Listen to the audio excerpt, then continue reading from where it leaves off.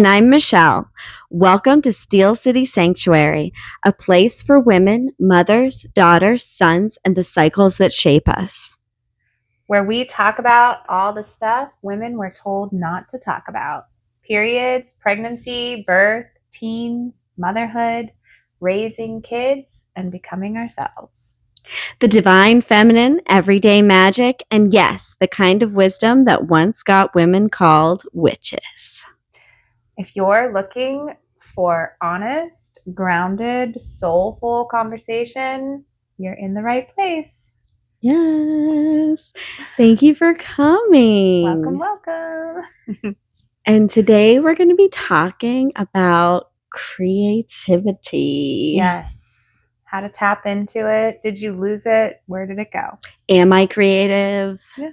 So all these things that we notice and hear a lot of women and people in general, humans, talk about. So before we do that, why don't we sink in? Mm-hmm. Take a nice big deep breath in. Close your eyes. Good. Exhale. Yeah, another nice big slow deep breath in. And exhale.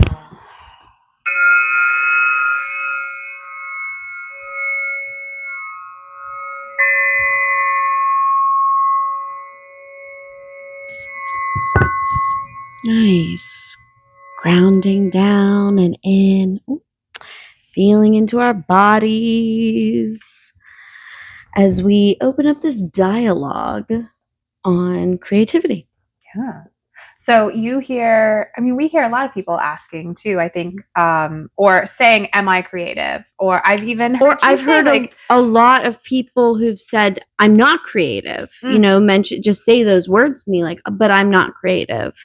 I wish I could do that, but I'm not creative. And I don't believe in that.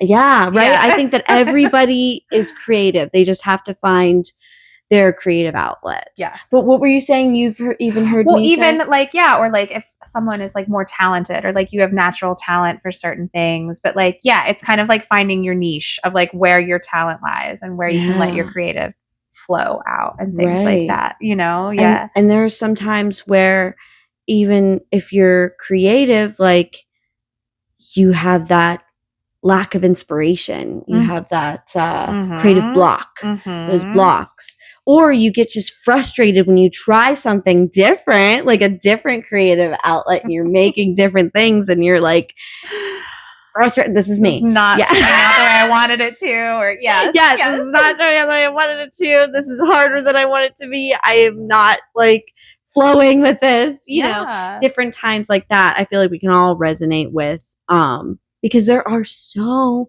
many different forms of creativity. There are so many different types of arts and crafts and creative thinking.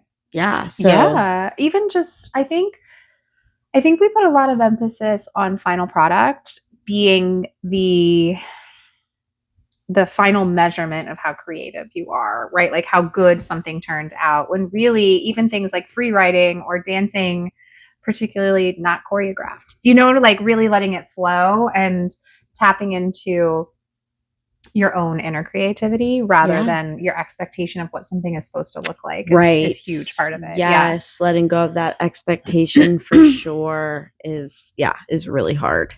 But I believe that everybody has creative energy. Mm-hmm. So why do you think people get blocked? I think that a big reason for a creative block, I mean, not the only reason, but a big reason for creative blocks is decision fatigue. Mm-hmm. And I think we can all resonate with decision fatigue. And it really is a block in so many ways. But I know that you had some other examples of some blocks that made a lot of sense too. Well, yeah, I think just burnout in general, which really kind of goes in with decision fatigue also, because that's when you're really reaching the point where you're just maxed out. And I think that also like low capacity, like not having the capacity to be creative makes sense when you're maxed out in life. And like that you're just not letting that free flowing art side of you happen because you're probably really preoccupied with like survival. And that's totally normal. Like, I think that creates blocks, right? Like when you're surviving, it's hard to kind of tap into those creative spaces. That's normal. But then again, also to really realize that those creative spaces are used more for your enjoyment, for your outlet. And I think, like, again, it's letting go of those expectations right that are giving you the block. You know what I mean? So yes, and that there are so many different things. So maybe if you're feeling blocked in writing, then trying something else. You know, if you're feeling blocked in right. Just any kind of creation, then change the material, right? And again, I think everybody has that creative differently, but I think that everybody expresses it differently too. Like some people express it similarly, but everybody has a different way, and all the different forms. So even like gardening, or like the way you arrange your flowers, or the way you create a meal. Cooking is very creative, right? You know, like there, even the way you nourish yourself, you can bring creative. So let's talk about some forms of creativity. Obviously, like poetry and writing. Coming up with ideas in general, just coming up with ideas is being creative. Like it doesn't matter if you ever implement them, ever do them. Just the act of coming up with ideas to do is freaking creative. Creative problem solving. Like, how to, like, people do that for a living. Right. That's part of their problem solving. Right. Right. Coming up with new ideas. Creative problem solving. Like, how can I solve this problem? I need to get up there on top of that shelf. How do I do it? You know, and I don't have a bench or a thing. I don't have a stool. How can I get up there? I don't know why that was the thing that came to mind. I'm just thinking of my own child at home. Yeah, I think that's why. I was thinking of my son. When he was younger. And I would think of all the creative ways he would do things. And I'm like, wow, you're a problem solver. Absolutely. Interior design. Organization is creativity. I have seen some very really cool, creative ways to organize that like really give me the tingles. Gardening, makeup, outfits. Oh yeah, makeup. Yeah.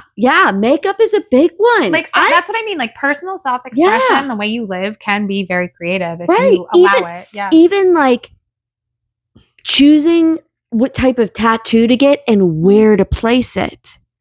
And how to place them, the placements, those types of things. Create that. It takes a creative mind to be like, I'm going to put this one here and this one there and do this and do that. And you might not be able to actually physically draw out the tattoo, but the creative placement and why you want it there and that creative idea that you had. Do you think some people are actually diminishing their own creativity because they're feeling like it has to be something bigger than it has to be artsy and it has to be big. Yeah, it has to be big and it has to be like people would pay to see and all the stuff people would buy. Right. You know what I mean? Right. Yeah. It's like devaluing the small things. Definitely. Yeah. It's that's a big problem with our society, our world, is that we devalue the small everyday things. Or if you can't monetize it, then it's worthwhile, or it's not good enough. Right. Which truly, how many times have you looked at a painting and thought like, I could do that? Or you're like, you could. Yeah. You could. Yeah. You definitely could. Yeah. Okay. So there's also different kinds of crafts to create and show your creativity. There's sewing, drawing, blending essential oils, painting, paint by number, cross stitch, beading, collaging, knitting, crocheting, candle making. I love it. Yeah. You got so many. It's like so, There's so many. And if you're like, okay, so painting, if you suck at painting, if you feel like you suck at painting, try a paint by number and maybe that'll help give you like the creative, okay, I did this, so maybe I can try something else, or different types of painting. There's oils, there's acrylics, there's watercolor, but then there's also different types of painting. Like maybe you don't like to paint people, but you like to paint landscapes or animals. Or what's that? Oh, I have one of my favorite forms of art is like the still life? No, I was thinking of like where it doesn't quite look like the thing, but it looks like the thing. Like abstract? Abstract. Yeah. Thank you. I couldn't think of the word. Abstract art. Yes. Yeah. Couldn't think of the word. Yes. Abstract. Well, again, I love that. Lets go of some of that expectation that to look perfect, to look like something. To shade everything, to whatever. Yes. That's why I like to personally do that. Going back to the painting too, I have these books and I use them and I love them so much because they're watercolor books, similar to like an adult coloring book, but it's got the picture already lightly drawn. Yes. And then you I really want to try this. It's really nice because it takes the pressure off the drawing aspect of it. For sure. So if you like suck at drawing, then you don't have to focus on that. Even the guidelines, like I've been painting my whole life. Well, not my whole life, but a lot of my life. And I've just always struggled with the guidelines, just the rough guidelines. Yes. Yeah. I mean, it's hard. Yeah. Yeah. But I love those. Having that. Yeah. Yeah, that's really cool. Creating art with my kids and like using materials like crayons that I hadn't used in years. And kind of, I hate to be like dumbing it down, but sort of just like really lowering the expectation and like just making it like, just like a silly little coloring. Or even blending like acrylics and pastels. Ooh, yeah. That is so fun. Mixed or like medium is great. Yes. Mixed medium. Yes. There are so, I mean, to let go and just create. Don't worry about, I'm sewing. That's all I'm doing. You could freaking color on the material. You could do whatever. You could pastel on it. You could just create. Like, and like what we were saying too, without thinking about the finished product. Right. Oh, right. Yeah. Don't have an expectation. The expectation Actually, of that can we talk about product. neurographic art a little bit too? Like, yes. Yeah. So that is exactly like, so yeah, I want to talk about neurographical art, and I also want to talk about ways, go ahead. Talk about the no. Like other crafty ideas. No, yes. Talk about the neurographical art. I just thought of another thing I want to talk about. So go ahead. Okay, no. So neurographic art is a lot of free-flowing, meditative, therapeutic art that's sort of just taking shapes and then rounding the intersections when they cross. And it's very low expectation. It's really about like, you should have no idea what this is going to look like when you start. And that is sort of the beauty in that it can go all these different places. You can make all these different patterns or use different colors. There's no expectation. You literally start with like a scribble and a couple of shapes. And it takes zero talent. And yeah. Zero talent. And they can get really, really detailed. Literally, you could start with a scribble that your 2-year-old made. Yeah. It's meant to not, what's the word? You're not really meant to overthink it. You're meant to kind of just do a little scribble and then, you round out certain intersections and you can start to see patterns and start to kind of be able to separate spaces where you can put color and this and that, but it's never like a plan. And that really is creativity at its finest. Like you're just kind of letting it flow. Yeah. And then it's cool because you could leave it black and white, or you could, or color if you use a Sharpie, color Sharpie, whatever. Or you can color it in, with any kind of, all different. Yeah, I think because we did it on a retreat one time and people were painting, but then also some people were doing like really cool, like detail, tiny detail inside certain shapes, which was cool too. Yeah, it was really. But you can like fill it in with watercolor, crayons, color pencils, like details, like different pictures, like whatever comes to mind, and you could make it as simplistic or as complex as you want to. Right. And I think it's when these types of projects are more about the process and not about the finished product. Agreed. It's about the process. It's again like ink blotting, but also like multicolored, and then you fold it in half, and you peel it open, and you see what all you different see. And these are very childlike projects, but you can really like up the material and do really cool things. Like flower pressing, like there's so many cool things you can do with flower pressing. Like, so also, I like to think of creativity that it comes from a deep, playful place within. Like within ourselves, like our inner child even. Like think of children.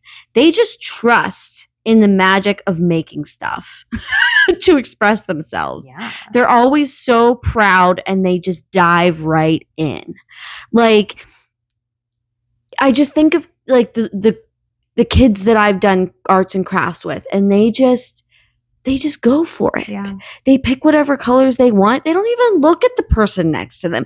You could show them like an example, but like they don't really care. Like I'm thinking of like elementary or not even elementary school kids. I'm thinking like preschool.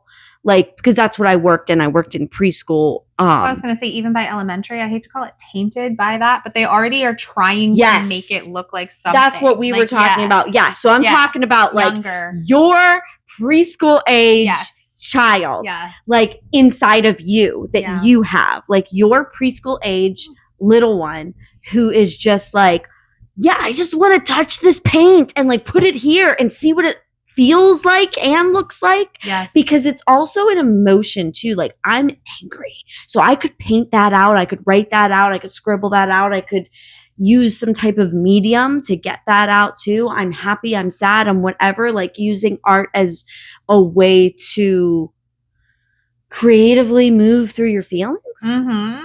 But yeah, I feel like these kids, again, these preschoolers, let's just call them preschoolers because it'll keep our brain really like young. In that age. Really young. These preschoolers just do it. They just like it. Their favorite color is orange, so that whole picture is going to be orange. And that's like monochromatic, like, stuff. Like that's awesome. Yeah. That's great. Like we used to call it, so you're affected by your visual culture. And like, that's definitely like before you're affected by your visual culture, like everything you see around you. Like visual culture, as a very basic example, is like if you take a little girl in an area like this and you tell her to draw a flower, she'll likely draw like a daisy or some type of flower from an area you see here. But like a little girl in another, like a tropical climate or somewhere else, is going to draw a different type of flower because her visual culture is different. Yes. So you're affected by your visual culture too. So it's really interesting. But also, what they might do, your preschooler, they might take that daisy and all of a sudden that daisy isn't white, like a typical daisy. That daisy is orange or green or purple or whatever. They haven't been affected by because it yet. They haven't, like, it hasn't like made this permanent impression on them yet. It's like their imagination. It's imagination. Like true imagination. True, raw imagination. Yeah. But yeah, I like how you brought in the whole visual culture because it does, and the older we get, the more it messes with us. Yeah, the more ingrained, right?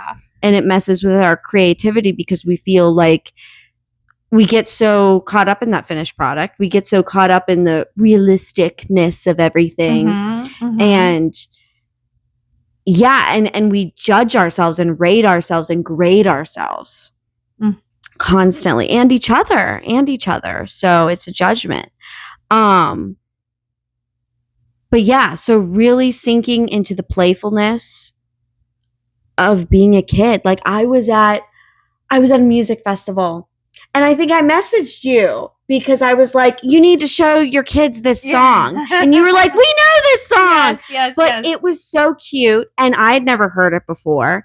But like someone camping across like the street from us was playing it. What was the song? I'm trying to remember now what it was. I know, I can't remember. But it was like a kid song. Clearly song. And this was an adult man playing this kid song. It wasn't about waffles, was it? Was it a waffle song? I think it was about food. I think it was about food, but I don't think it was waffles. But anyway, it was clearly a child song played by an adult man, and like all of us around were like, it just made you so happy and playful feeling. Like it probably was for preschoolers. I think it was like for so that's obviously why I thought of Amanda right away, because she has young kids. So I was like, oh, you got to show your kids. This is so fun. Like, so it really just like, is about like bringing yourself back, whatever's going to bring you back to that joy, back to that preschooler, back to that, you know, I don't know, look at if your mom kept some of your old art, maybe look at some of that. Even do some kid art projects. Like, yes. Bringing that, that's like, another thing. Yes. Doing projects with my kids that like I would not have, like coloring with crayons. Making gack. Yeah. Oh my God. We make so much slime. They do make a lot of slime. It's so fun. Notice how I called it gack because I'm old. It's called slime now. Yeah, it's called slime. Sorry. Slime. No, it's called ASMR and it's called ASMR, right? Right? Yeah. Do things right that bring you back to that child. Maybe go ride a bike. Oh my God. Go ride a bike. Yeah.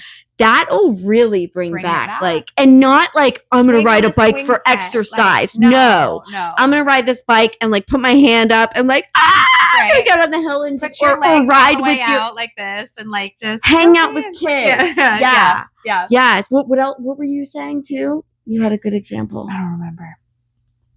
It was a really good example. It's okay. It'll come back. It'll come back. You said something and I was like, yeah, that too. Because I said ride a bike. Yes, doing those kid things. Swing sets. Yes. Oh my God. I love to swing. Like, just you don't get the playground. To do that stuff. It's like that part of you gets cut off at a certain point and you don't really circle back to it. I think for me, at least, I didn't until I had kids. And I'm like, why haven't I hadn't played with Play-Doh in so long? And right. Play-Doh, right. The clay. The other one, Silly Putty, where you can like Silly Putty. Right. Clay, Silly Putty, Play-Doh. Tactile experiences. But the swings. Okay. The swings for me were always something, because we had like the small park near my house growing up. And even as a teenager, whenever I would feel like really emotional and just needed some fresh air, I would go swing. Yeah. You just swing it out. Just swing it out. So it is a playful thing, but it's also like this like comforting thing for me, I guess, too. So one of the things that I also put on here was like gathering in safe spaces and with like-minded people. Yeah. Because I also think that in order to tap into your joy, it's safe to create. Yeah, you have to be safe to create. You have to feel like you're in a safe place where people aren't going to be like judging you. Yeah. Or you're going to feel like you have to perform. Yeah. And I need to make this, I'm thinking about the end product because they're going to judge me, or I need to perform. I need to act a certain way or be a certain way or whatever. Typically, if you take an art class, you are sort of performing. Like you are at the end, you're being graded. And yes, you are being graded. Critiqued. Right. And like even. Yeah. So whose preschooler is going to feel safe? Right. Being graded.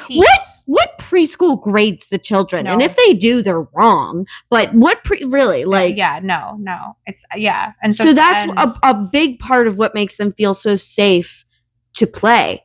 Like Montessori is learning through play. Right. Through the process. Through the process of play. Yeah. But it truly is like it's created to foster creativity and brain function and all those things. So, and that Montessori is something that you do in preschool. And confidence. Yeah, confidence. Too. Yeah. Because I always remember too, one of the things with Montessori was like really definitely confidence, right? What would they tell us? Like if your child's not asking for help, don't help them or take it out of their hands, or just because you can do it faster than them doesn't mean, because you're actually kind of like lowering their confidence every time you do that. So like let them build up their confidence by doing it wonky and slow. You're supposed to just let them go and just observe. Yeah. And like encourage, like, oh, that looks great, Johnny. Yeah. You know? Yeah. Because at that age, that's the proper expectation to have. And they're not supposed to do it as quickly as you are. Yeah, you got it. Yeah, like exactly. Yes, exactly. And it's like we need to get back to those Montessori elements. Yeah. But like, yes, being in a safe space. In a safe gathering where you're not expected to then hold it up and compare and see who did it the right way. Or each of you creating different things. Like I love like spaces where we can we sort of did that on the silent retreat where it was like each person had their own sort of project that they were working on, or like certain different things that you could do quietly, and you didn't have to share it after unless you wanted to or felt encouraged to or called to. Right. Well, like one girl brought like Legos and like did her Lego set, and I was like, oh hell yeah. Like it's a great idea. It's so fun. And like, yeah, it's just building blocks again with the kids stuff, right? We kind of let go of kids things and like we've deemed it for children, but really like you can do the Lego sets and it doesn't have to be the 1,000 piece one. Okay. You can do the like, the simplistic one. Yeah. In an afternoon and just use a little bit of creative space there. Exactly. Yeah. I thought that was so cute when she brought that. And then she finished it and showed all of us and we were all like, kids games too, like kids board games. Yes. Board games. Yeah. Like I'm talking board games, not video games. Right. Like get away from like as much as you can get away from the technology and get into you is going to help you be creative. Like, the physical aspect of it. The physical aspect of it. But if you think about it this way too, some of those like games that people play on their phone are very childish. Oh yeah. And like simplistic, like matching like type games with like fun, bubbly. Like the one my aunt was playing, the pig, when you got something right, there was like this cute little pig and its butt danced and it's a curly cue like butt dance. Like that was your reward. Yeah. You got to see the pig's curly cue and we were laughing so hard. And like, yeah, like it brings out the kid in you, but it's like looking for other ways to do that too. Some of those games can be very creative too. Like you can create a lot of things in digital worlds that that's true. Also do in real life. So that's there's true. Also like a there is too. Yes, there is. For sure. There is. You're right. You're totally right. Some video games definitely feed that creative or creating. flow. I mean, gosh, now like you creating create digitally worlds, and like you can do things like imagery and just really cool. I'm trying to digital think of art. My son has a program on his iPad and I can't think of it, but it's a drawing program that you use a pen. And I wish I could use it like a little. It is so cool. Yes. Yeah, there is so many forms of digital art. I know. Cool. I tend to like poo-poo on it, or not even just poo-poo on it, but not go there because that's not. It is beyond me. I'm not good at it. Like it's not where my creativity like flourishes. It like intimidates the hell out of me. Or maybe that's what I need. I need to go for just try it out. Yeah. Like, but anyway, yes, I know what you're talking about. The tactile experiences give a totally different layer to it. I agree with that. Like for me personally, and even I'm like, I prefer a book. Like maybe like a physical book. Right. Me too. Me too. But I will, regardless of preference, that is a huge. There's so many cool beautiful, things. Creative ways in the digital art and video game aspect too. Like, these kids create their own worlds. Yeah. On like Roblox or Minecraft or whatever. Minecraft. Yeah. Gosh, even like creating like digital stories or like your Instagram account. Some people's Instagram accounts are very artsy and creative. Definitely. Too. I've definitely scrolled through some where I'm like, this is very like, there's a vibe here. And there's a color scheme. Yeah. Yeah. I'm like, that's cool. Like I'm all over the place. Like it's hard for me to stick to a color scheme sometimes, but it does look nice. And it is a way to be creative. Like, right. It's like you said, like organizing, like the way they organize it. Yes, the organization. And that's creative flow to that. Yes. And there's so many different ways to organize. Even coming up with all the different ways to organize is creative. Coming up with all the lists of creativity. Like seriously, coming up with ideas is creative freaking creative. I know. Yes. The cooking aspect too. I didn't really think too much about that. Cooking is really fun and creative. Like you can go really cool with that too. Yes, landscaping. I mean, there's so many beautiful ways to be creative. I mean, some of these men and women who build like these carpenters who like carve things and build things and like, oh my gosh, like these designs that they create. I mean, it is beautiful. Yeah. Beautiful. I also wanted to just touch upon burnout, low capacity, low confidence, decision fatigue, the ways that that block our creativity. Yeah. Like those things. So I want to talk about ways to break out of those blocks to help with those blocks. Besides, like we did talk pretty extensively about having no expectation. And that is, I would say, in this category of ways to break out of the blocks. First off being no expectations, right? That was one I had, letting go of expectation. Right. Very much so. Just for sure. Yeah. That's a huge one. Also, like doing a paint by number when you have decision fatigue. Like maybe you just don't, I don't want to think about it. Paint by number. Like I like cross stitching, but I don't want to think about it. So I have they have the picture already printed on. So I'm just stitching over the picture.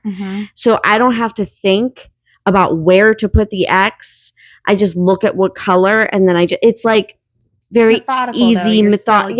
But you're still doing. And so with writing or poetry, if you feel blocked there, start with writing your dreams. Like, what did you dream about? And then maybe creating a story from that dream. Making, listening to someone else's story and then like kind of building upon it. Like just slowly finding little ways to go beyond your project that you're doing right now to get that creative brain flowing. Reading a book, a whimsical nonfiction or a fiction whimsical book, right, will totally feed that creativity too. Like a fun book, not a fun self-help education. No, I'm talking book, about like that fiction. Like book. Find whatever whimsical science fiction, whimsy fairy, I don't know, like go for it. Read that book and just dive into a different world. Yeah. It helps you to dive into your world of creativity. I loved your earlier point of like changing up your medium. So like if you're a dancer or like you're used to like choreographed dancing and you're trying to come up with something and it's just so blocked, it's like, how about you just stop dancing for a little and like try like just go into something completely like free writing or just painting or cooking, whatever. Like just get out of your head a little bit as far as that goes. I really like that idea of just completely switching the medium that you're working with. Speaking of dancing, a good way to break out of a different, to dance is a great way to move your body, is a great way to move out of a creative block, but not with a dance routine like 5, 6, 7, 8, 1, 2. I'm talking about flowy dance. Get a ribbon and just let it go. Just let it go. Yeah. Put on some music and just move your body the way that it wants to. Don't you dare think about how you look. Just do it. Right. That whole dance like nobody's watching thing. Right. That can help release certain things too. Do you ever just think like, don't dance, move your body? Yes. Because I feel like sometimes like you have this idea of what dancing is supposed to look like, right? Yeah. Or even feel like, animalistically move your body to the music. I know yes, weird, literally. Like, yes. Yeah, that's more like or even like my shoulders tight. So I'm just gonna roll my shoulders and move my head. Like that's dancing too. Yeah. We have such a rigid idea of what things like dancing are. We once played this game where it was like, how would this animal dance? So like if you were a penguin, that's cool. That's how would a penguin dance this music? It was so ridiculous. Oh my gosh, I love that. Hilarious though. I would play that. It was so fun. And yeah, my preschooler would play that. Yes. And like you weren't worried about like you're obviously not trying to look good. You're trying to look like a penguin. So right. Like, it's not about like it was hilarious. It was You're really not trying to look good. You're trying to look like we did a workshop before where it was like dance with the elements. How would the wind? Ooh. How would the air move to this song? Oh, how does the air look? How does the air feel? Right. How does the earth look? How does the earth feel? Like we moved through the elements in dance, and that was really cool too. And that's what like you're focusing on instead of like, how do I look? And you know, no, exactly. You're not popping and locking and dropping. Yeah, you're not doing popping and locking and dropping. No dropping. No popping. No locking. It's not it. No. You're trying to get out of your head when it comes to that. Right. Yeah, definitely. Can you think of any other ways too to break out of blocks? I mean, definitely tapping into interplay. I think it has a lot to do with feeling comfortable in your surroundings where you are. I really think that's a huge part of it. Is like how you might dance at a festival is not how you might dance at a wedding with all of your family around. Do you know what I'm saying? So there's definitely these different levels, like break out of your comfort zone, but like in a place that like you're still feeling safe, but maybe not where you have those expectations of how you're supposed to look or what you're supposed to do. Does that make sense? Right, like, definitely.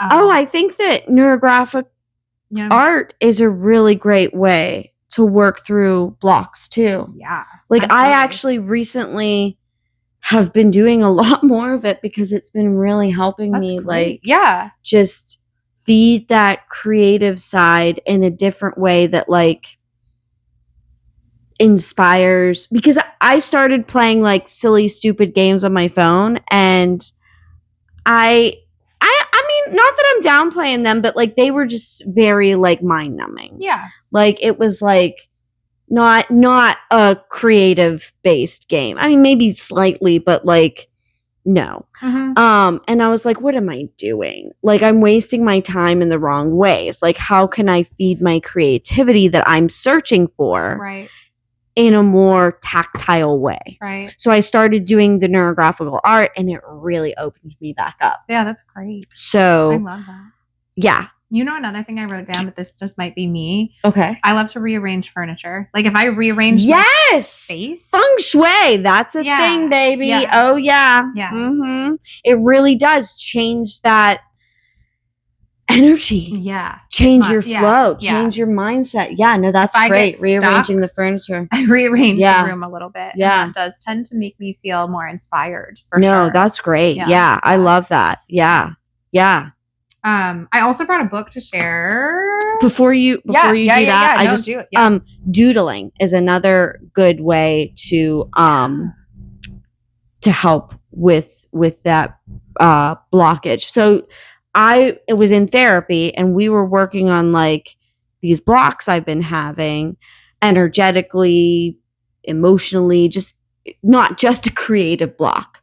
Okay. But she had, I'm doing EMDR, and she had me doodle, like just draw or doodle whatever I wanted to.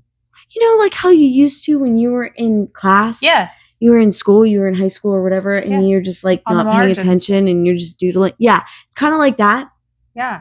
And that's what I was doing. And that really started to help. Yeah. So listening to like that bilateral beats. Yeah. And if you don't know what bilateral beats are, they like move from one side of your ear to the other, like boom, boom, boom. But you can literally look up bilateral beats on Spotify. Yeah. And there's like channels that you can listen to and doodle. It's better with headphones. Like, it's definitely better with headphones. But like sometimes I like even without them, it helps. But like, it's always better with headphones. But like, and then just allowing yourself to doodle, to color, to whatever, might help to break up some of the blocks. Doodling, it still allows you to have parts of your brain that are activated.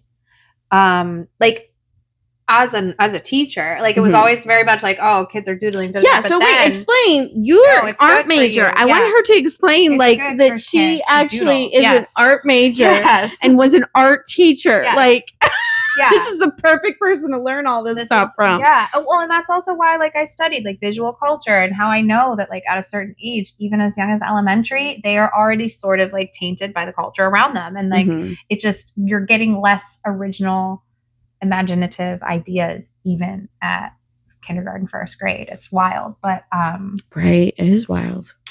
But yeah, so wait, what was I want to circle back to what I was talking about. Why did we start talking about being an art teacher? Oh shit, I can't remember. I know. That's okay. I'm sorry. That's okay. This happens. It does. It happens. Because I don't think I wrote down, it wasn't something here that made me think of it. I know. Oh man, I can't think of it either. What were you just talking about? Oh, I was talking about doodling with the bilateral beats. Okay. Doodling, yes. You were talking about doodling, yes. So, because it's like, usually you would think it's frowned upon, like, teachers, I think when we were in school, right? Like, it's gotten, like, the education has gotten better, and their knowledge of why kids are doodling is, talk about that. It's, so yeah, why they're able to pay more attention. They're actually able to listen better if you're allowing their hands to move. It's like the fidget spinners and the fidget toys and stuff like that. Yes. Our fidgety things were our pencils and like doodling. Clicking the pen. Chewing the pencil. Swirling it. Doing whatever. Like, this part of the pen cap was always destroyed. It was always destroyed. And the margins, I have saved so many of my notebooks. Really? Simply because the margins are gorgeous with doodles. Mine were never gorgeous doodles. They were just doodly doodles. They were very detailed. Yeah, like, it just looked cool. It's like anything. It's just like circles and boxes and lines. And that's cool. But, like, it was very detailed. I went with it. And I later learned that, like, that's how I was able to listen in school. Yep. And that's fair. That's fair. It's like you're activating parts of your brain. You're still listening. You're still comprehending. You're actually doing a better job of listening and comprehending with yourself doodling and not necessarily thinking about what you're doing. Yes. So when we were, that makes sense because when we were doing the EMDR and I was doodling, my therapist explained that, like, I'm integrating. So when she would give me a prompt and I would doodle, like, well, my prompt was literally like, what's blocking you? You know, what are these blocks or something like that? And I started doodling, like, actual blocks. And then from there, I, like, went, and it really did help my brain. Actual blocks. I love that. Yes. Yeah. So even, like, on your own, using bilateral beats, using a journal prompt. Yeah. And just doodling. I think that could take you, right? That could take you far, right? Yeah. That's you using your creative outlets and energy right there. Yeah. For sure. Yeah. For sure. Yeah. Oh, yeah. So this would be a good segue. Okay. Yes. Yeah. So I feel like this is a pretty popular book. It's called The Artist's Way. And I want to say, I think it came out in the 90s. Now, who's it by? New. Julia Cameron. Okay.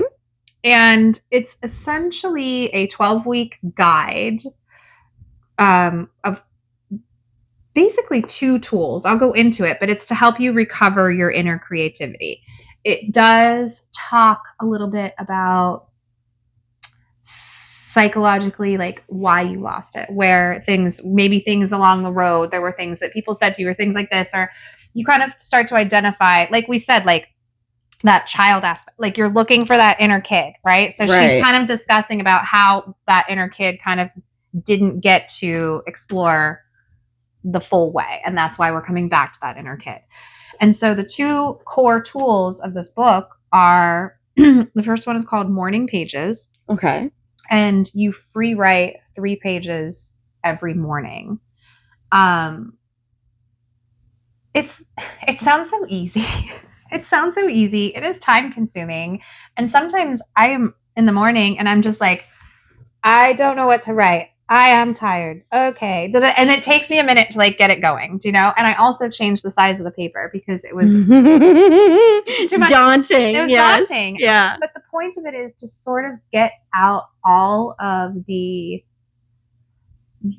blah, the clutter Like the clutter that you hear in your brain is to be cleared out first thing in the morning. And so it just like we brush our teeth, we wash our faces. We're cleaning out our heads. Yeah. You're cleaning out your head. And then so you're not taking that into your day.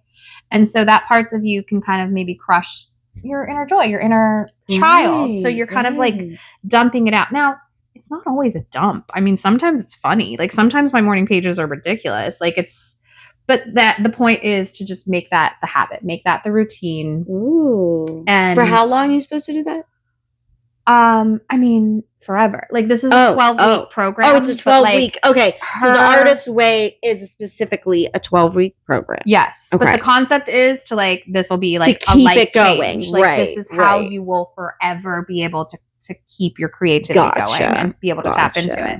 And then the second aspect is something she calls artist dates, which are weekly, which in my life, we've talked about this. I have 4 kids. I have a lot going on. I do not make weekly art dates. Like, it's very difficult for me to tap in, but I try. But these can be small things, like a 1 hour of just you doodling or doing neurographic art or cross stitch or whatever. But you're supposed to do it by yourself, right? Didn't you say that? Okay. Yeah. Because we briefly talked about the Artist Way and I found it really intriguing. And I thought that was very interesting too, that you're supposed to do it by yourself. Mm-hmm. Mm-hmm. Yeah. Because again, it's to do with tapping into yourself, your creative energy. And so the way she describes the concept is, you know, whatever you call it, God or the creator, we are the creation of the creator. Mm-hmm. Therefore, everything you create is a creation from God itself, like from the creator, you know? So like, there really is no wrong. You can't create anything wrong, you know? Like, so it's a very spiritual, like, not only do you deserve to create, but it's like your birthright to create. You're here to create and show us. Well, there is no right way or wrong way to do something as long as it comes from the heart. Right. Like literally anything. You cannot do it wrong as long as it's coming from a loving heart space. Right. Like, so yeah, this is really designed to recover inner creativity, which I think is why you do a lot of it alone. Now, I also think though, having a buddy and buddying up with somebody while you read this book kind of keeps you going. You know, it's like a book club. You kind of check in. It's like, a book club, right? Yeah, yeah. So I think that helps. Especially when it's a 12-week that you need like the accountability buddy too. Yeah, you know, that helps. I read this with my friend. She like blew through it. You know, she is just a faster reader, and I think also like sometimes I take a few days on one chunk of something. You know what I mean? Like, yeah, everybody integrates for a while at different speeds, right? And we have to allow for our own personal integration. Yeah. So and then my cousin, his wife was just reading another book the other day. Now I haven't looked into this one, but she really recommended. She said it was so cool, and it's called Making Art a Practice. Making art a practice. Yeah. And it sounds sort of similar to this. I was going to say that. I mean, even the title sounds nice. Making art a practice. And it has a picture of like what is that? Like a old school pipe, like a old tobacco pipe. Do you know what I'm talking about? It's one of the artists, Renee Magritte, did a piece of a tobacco pipe, and it's called This Is Not a Pipe. And it's just like a clever little piece. And so that's what's on the cover of this book. Cool. And it's, again, not going to teach you art technique. Right. Like it's about like process-based, like getting back into creating for the sake of creating, not creating for the sake of, can I sell it? Is this good enough to hang? Is this, you know, like all of those things. Like it's just creating for the sake of creating. And I highly suggest to never throw anything away, to burn it instead, unless it's an unsafe material to burn. Then you can throw it away. Yes. But if it's a piece of paper, if it is burnable, safely burnable. Because when you burn something, it's like you're honoring it.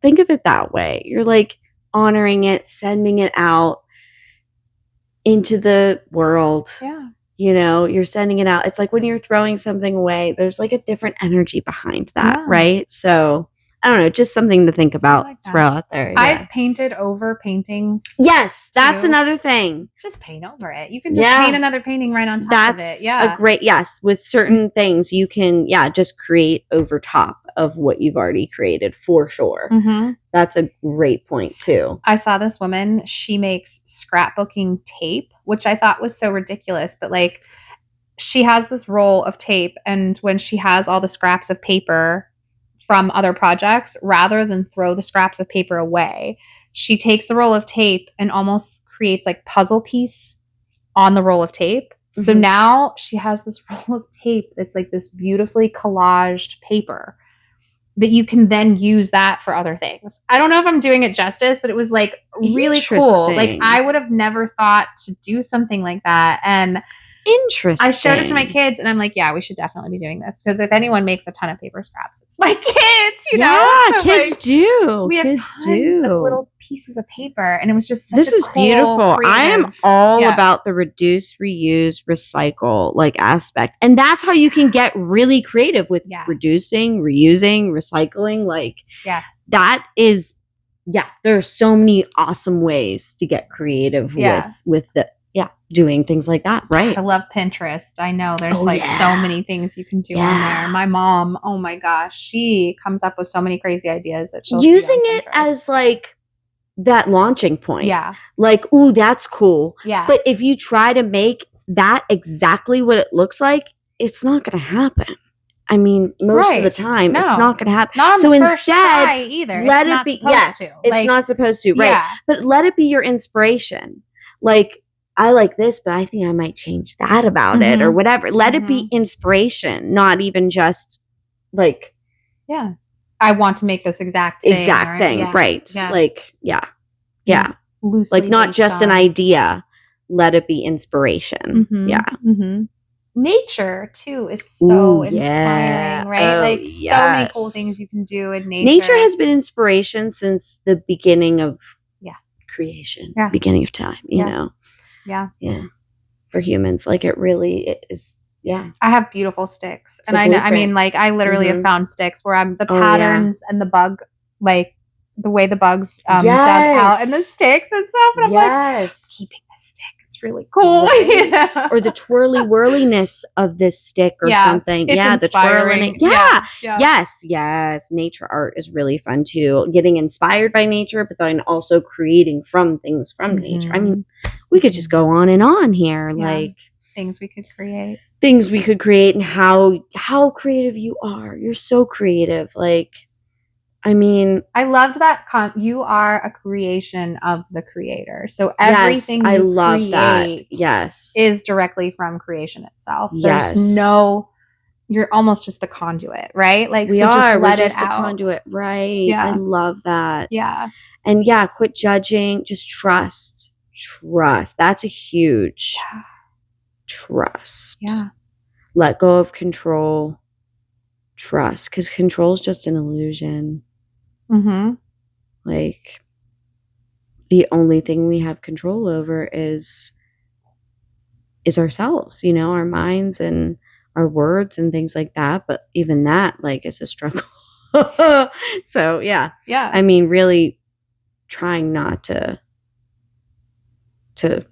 focus on the wrong things and just allow yourself to trust.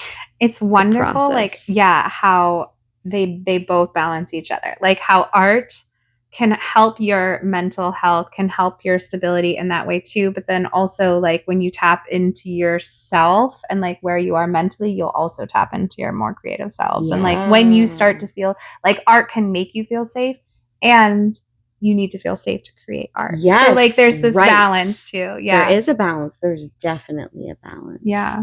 Right. They can feed each other. Yeah.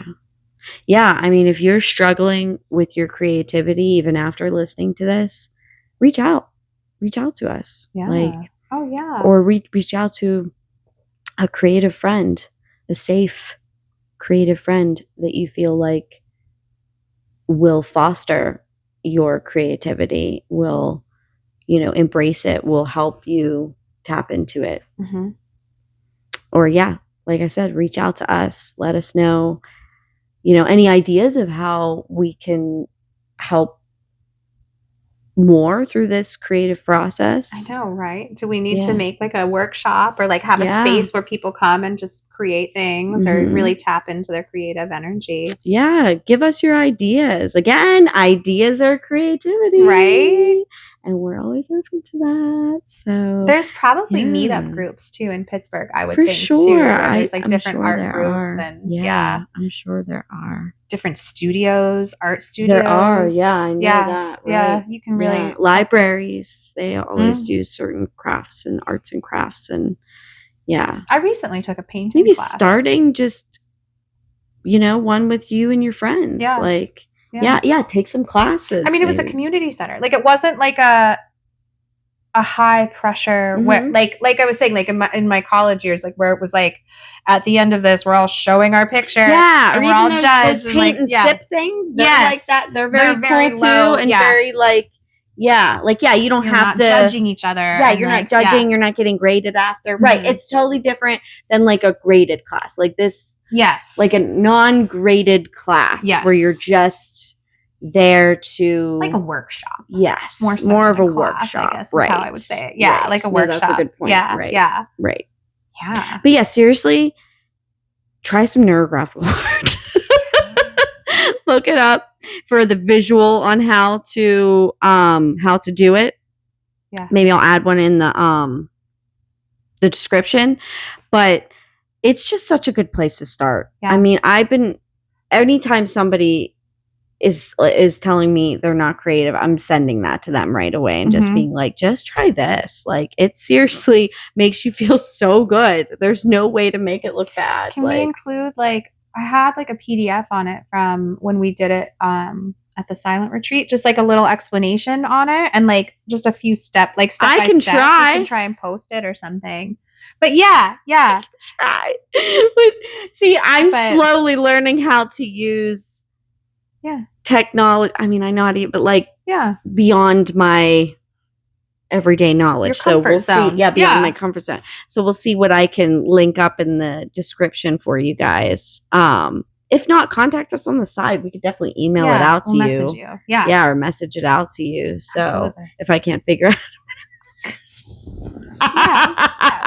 Yes. Oh, because that is a great place to. Yes, it's such low expectation and fun. It's really fun. It's so fun. Mm-hmm. Yeah.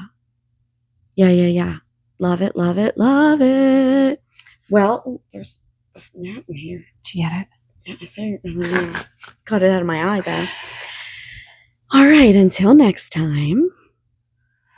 Stay grounded, stay curious, and protect your sanctuary.